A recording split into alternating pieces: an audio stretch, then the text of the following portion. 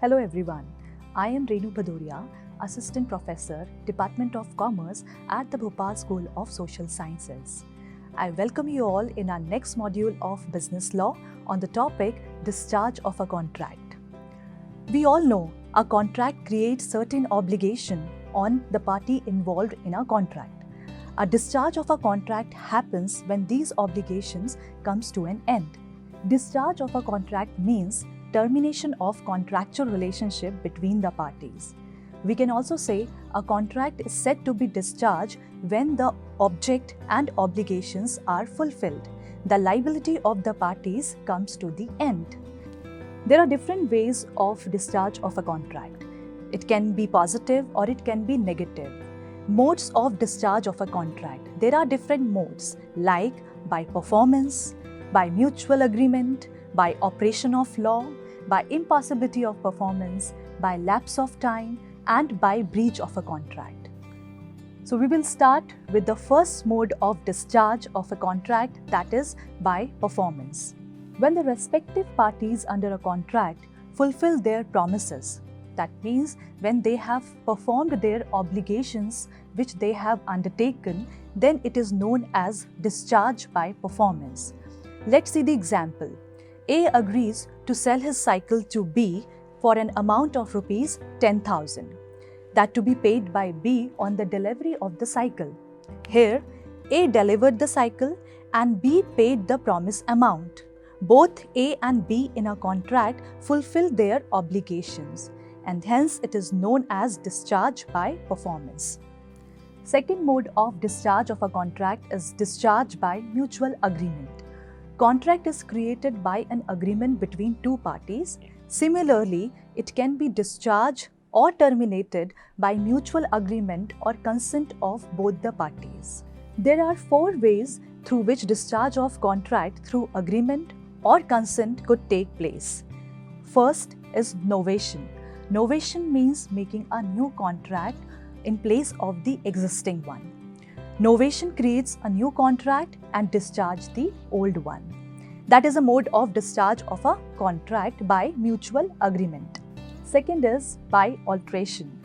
When one or more terms of the contract are altered by mutual consent of the parties, then it is called as alteration of a contract, which is the mode of discharge of a contract.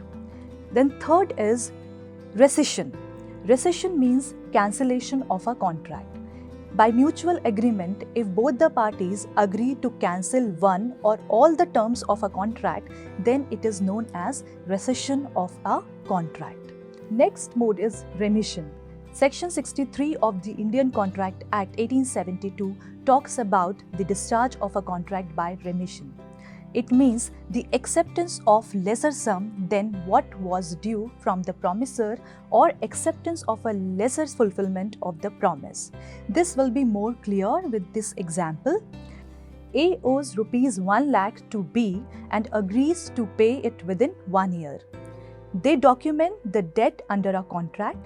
Subsequently, A loses his job and requests B to accept rupees 75,000 as a final settlement of the loan. B agrees and they make a contract to that effect. This discharges the original contract due to the mutual consent.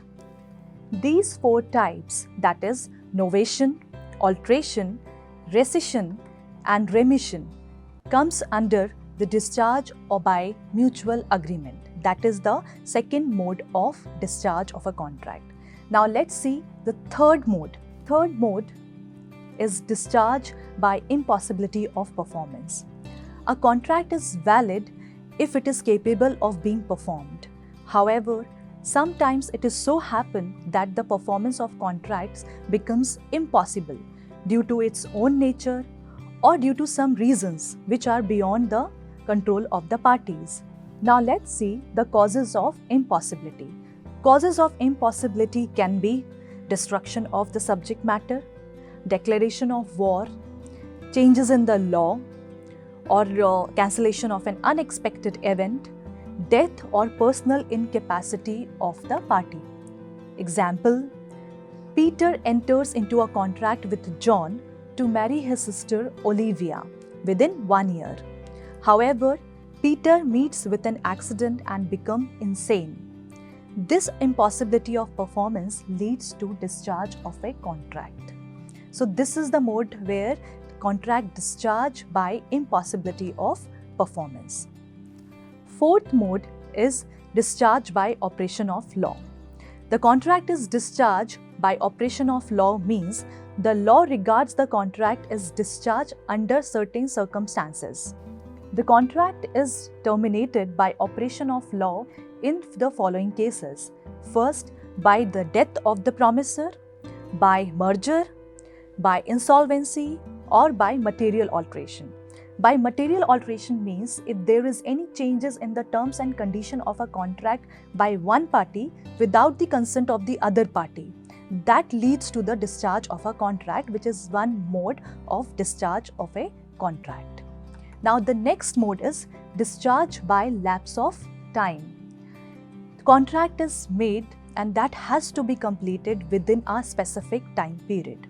Specific period for performance of a contract prescribed in the Limitation Act 1963.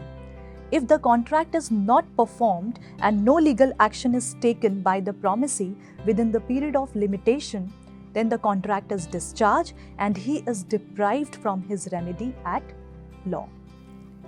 Last mode is discharge by breach of a contract. Breach of a contract means failure to perform contractual obligation. If any party refuses to perform or disables himself from performing his promise without any lawful excuse, it is known as breach of a contract. There are two types of breach: actual breach and anticipatory breach. If any party refuses to perform his obligation on the due date, then it is known as actual breach. Whereas anticipatory breach, where party refuses to perform before the due date, then it is known as anticipatory breach. So I have explained to you 6 modes of discharge of a contract. First, by performance. Second, by mutual agreement. Third, by operation of law. Fourth, by impossibility of performance. Fifth, by lapse of time. And sixth, by breach of a contract. So students, it is concluded that the discharge of a contract is referred when there is a need to put an end to a contract.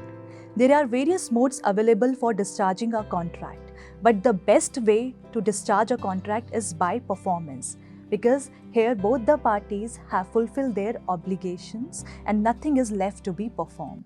And the most unpleasant way of discharging a contract is by breach, because it leads to damages to the parties. So this is all in a discharge of a contract. I hope this module helped you to understand what is the discharge of a contract and what are the various modes for discharge of a contract. Thank you and hope to meet you in our next session.